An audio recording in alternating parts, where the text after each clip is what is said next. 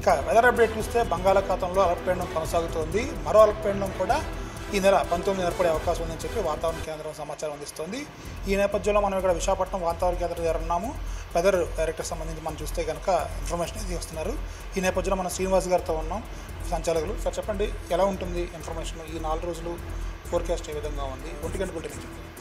Okay, యాక్చువల్గా నిన్న ఏర్పడినటువంటి వాయు బంగాళాఖాతం మరియు పశ్చిమ మధ్య బంగాళాఖాతం మధ్య ఏర్పడిన అల్పపీడనం అది క్రమేపీ నిన్న సాయంత్రానికి దక్షిణ ఒరిస్సా తీరాన్ని చేరి నెక్స్ట్ ప్రస్తుతం ఇప్పుడు అది దక్షిణ ఛత్తీస్గఢ్ మరియు దెన్ నెక్స్ట్ విదర్భ ప్రాంతంలో ప్రస్తుతం ఇప్పుడు కొనసాగుతుంది, అల్పపీడనం కొనసాగుతుంది.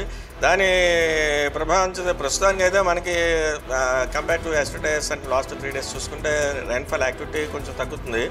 అంటే మన నెక్స్ట్ కమింగ్ 24 hours వరకు అయితే చూస్తే తేలికపాటి ఒక మాసం వర్షాలు ఉరుములతో కూడిన జల్లులు అక్కడక్కడ మన కోస్తా జిల్లాల్లో వచ్చేటువంటి ఛాన్సెస్ అయితే కనిపిస్తున్నాయి.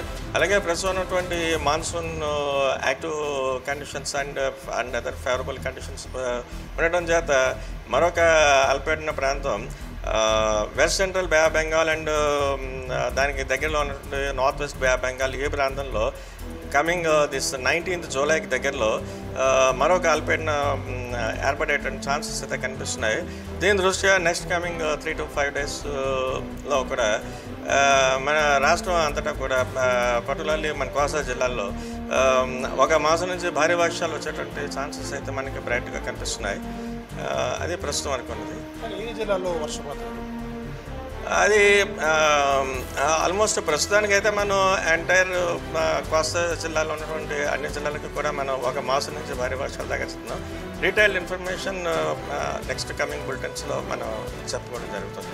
అలాగే ప్రస్తుతం అయితే ఇప్పుడు ఉన్న ఈ అల్పపీడన ప్రాంతం ఛత్తీస్గఢ్ అటు సైడ్ వెళ్ళడం వల్ల మనకి తీరవెంబడి బలమైన ఎదురుగాలులు కొంచెం వేగం తగ్గినప్పటికీ బే ఆఫ్ బెంగాల్లో particularly west central Bay of బెంగాల్లో మట్టుకు ఇంకా ఈ గాలులు గంటకి 45 నుంచి 55 కిలోమీటర్ల వరకు కూడా కంటిన్యూ అవుతున్నాయి.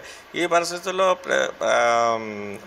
మన తీరవెంబడి ఉన్నటువంటి మత్స్యకారులని అప్రమత్తంగా ఉండమని చెప్తున్నాం. సార్, ఏమైనా అల్పపీడనం కానీ వాయుగుండంగా మారే సూచనలు ఏమైనా ఉన్నాయా? ఫర్దర్ ఏమైనా యాక్టివిటీస్ ఉంటాయి? ప్రస్తుతం వరకు అయితే మనం అల్పపీడనం అయితే ఏర్పడుతుంది అని మనం చెప్తున్నాం. నెక్స్ట్ ఫర్దర్ ఇంటెన్సిఫికేషన్ అండ్ దాని యొక్క స్థితిగతుల గురించి నెక్స్ట్ అది ఏర్పడిన తర్వాత చెప్పడం జరుగుతుంది. ఇది ఉన్న పరిస్థితి. వాతావరణ శాఖ అంచనా ప్రకారం అయితే కనుక రానున్న 4 రోజులు కూడా కోస్తా జిల్లాలు అటు గుంటూరు నుంచి ఇటు పక్క శ్రీకాకుళం వరకు కూడా అన్ని ప్రాంతాల్లో కూడా వర్షాలు కురిసే అవకాశం ఉందని చెప్తున్నారు. దీంతోపాటు తెలంగాణలో కూడా ఇదే విధంగా వర్షపాతం ఉండే అవకాశం ఉందని చెప్తున్నారు. మొత్తం మీద చూసుకుంటే కనుక 19వ తేదీ వరకు కూడా పరిస్థితులు ఇలాగే ఉంటాయని, వాతావరణం అటు ఋతుపవనాలు కూడా అనుకూలంగా ఉన్నాయని చెప్పి వాతావరణ శాఖ చెప్తుంది. మరిన్ని వార్తల కోసం చూస్తూనే ఉండండి న్యూస్ 18 తెలుగు.